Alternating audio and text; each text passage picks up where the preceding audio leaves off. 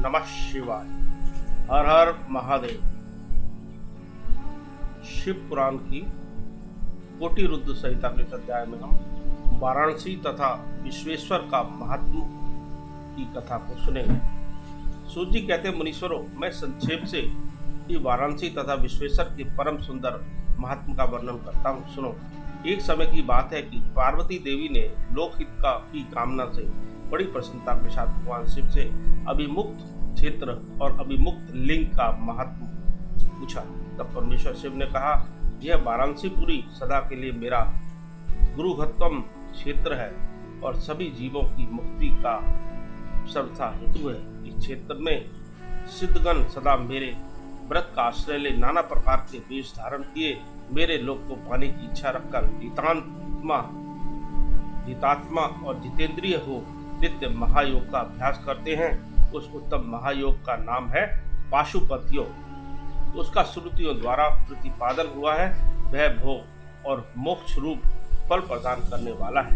महेश्वरी, वाराणसीपुरी में निवास करना मुझे सदा ही अच्छा लगता है।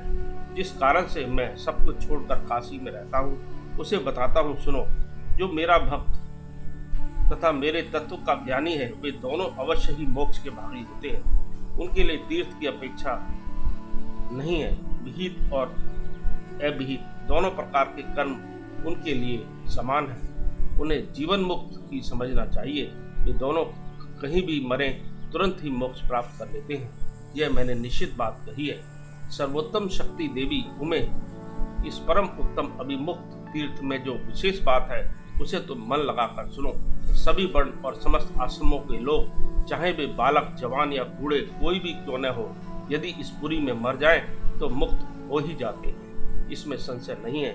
स्त्री अपवित्र हो या पवित्र, कुमारी हो या विवाहित, विधवा हो या बंध्या, रजस्वला, प्रसूता, संस्कारहीना अथवा जैसी तैसी कैसी ही क्यों न हो, यदि इस क्षेत्र में मरी हो तो अवश्य मोक्ष की भागनी होती है। इसमें संदेह नहीं है। स्वदेज, अंडज, उद्भिज अथवा जरायुज प्राणी जैसे यहाँ मरने पर मोक्ष पाता है वैसे और कहीं नहीं पाता। देवी, यहाँ मरने वाले के लिए न ज्ञान की अपेक्षा है, न भक्ति की, न कर्म की आवश्यकता है, न दान की, न कभी संस्कृति की अपेक्षा है और न धर्म की है।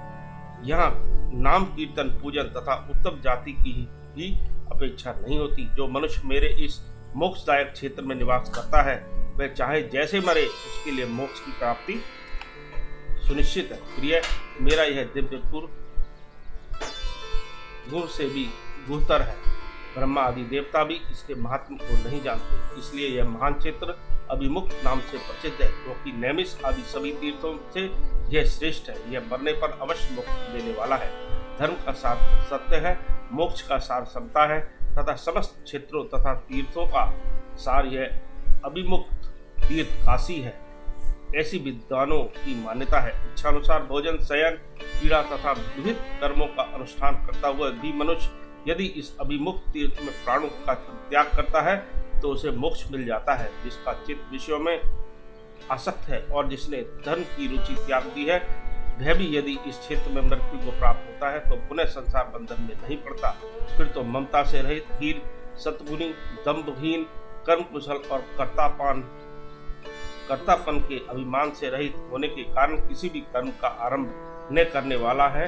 उनकी तो बात ही क्या है, वे सब मुझ में ही स्थित है। इस काशीपुरी में शिव भक्तों द्वारा अनेक शिवलिंग स्थापित किए गए हैं। पार्वती वे संपूर्ण अभिष्टों को देने वाले और मोक्षदायक है।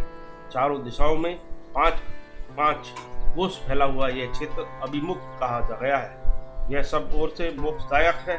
जीव को मृत्यु काल में यह क्षेत्र उपलब्ध हो जाए तो उसे अवश्य मोक्ष की प्राप्ति होती है। यदि निष्पाप मनुष्य काशी में मरे तो उसका तत्काल मोक्ष हो जाता है और जो पापी मनुष्य मरता है वह काय व्यूह को प्राप्त होता है।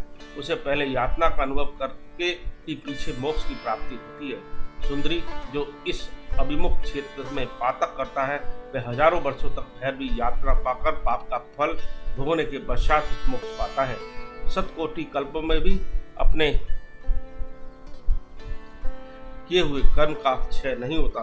जीव को अपने द्वारा किए हुए शुभाशुभ कर्म का फल अवश्य भोगना पड़ता है। केवल अशुभ कर्म नरक देने वाला होता है, केवल शुभ कर्म स्वर्ग की प्राप्ति कराने वाला होता है तथा शुभ और अशुभ दोनों कर्मों से मनुष्य योनि की प्राप्ति बताई गई है।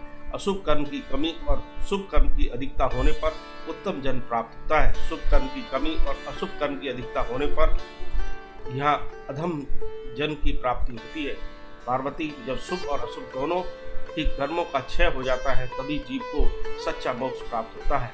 यदि किसी ने पूर्व जन्म में आदर पूर्वक काशी का दर्शन किया है तभी उसे इस जन्म में काशी में पहुंचकर मृत्यु की प्राप्ति होती है। जो मनुष्य काशी जाकर गंगा में स्नान करता है उसके क्रियमान और संचित कर्म का नाश हो जाता है, परंतु प्रारब्ध कर्म भोगे बिना नष्ट नहीं होता। यह निश्चित बात है। जिसकी काशी में मुक्ति हो जाती है उसके प्रारब्ध कर्म का भी क्षय हो जाता है। प्रिय, जिसने एक ब्राह्मण को भी काशीवास करवाया है वह स्वयं भी काशीवास का अवसर पाकर मोक्ष लाभ प्राप्त करता है। सूत जी कहते, मुनिवरों, इस तरह काशी का तथा विश्वेश्वर लिंग का प्रचुर महात्म बताया गया है जो सत्पुरुषों को भोग और मोक्ष प्रदान करने वाला है। इसके बाद मैं त्र्यंबकम नामक ज्योतिर्लिंग का महात्म बताऊंगा जिसे सुनकर मनुष्य क्षण भर में समस्त पापों से मुक्त हो जाता है। इस प्रकार कोटि रुद्र संहिता का यह अध्याय समाप्त हुआ। ओम नमः शिवाय। हर हर महादेव। शंभो।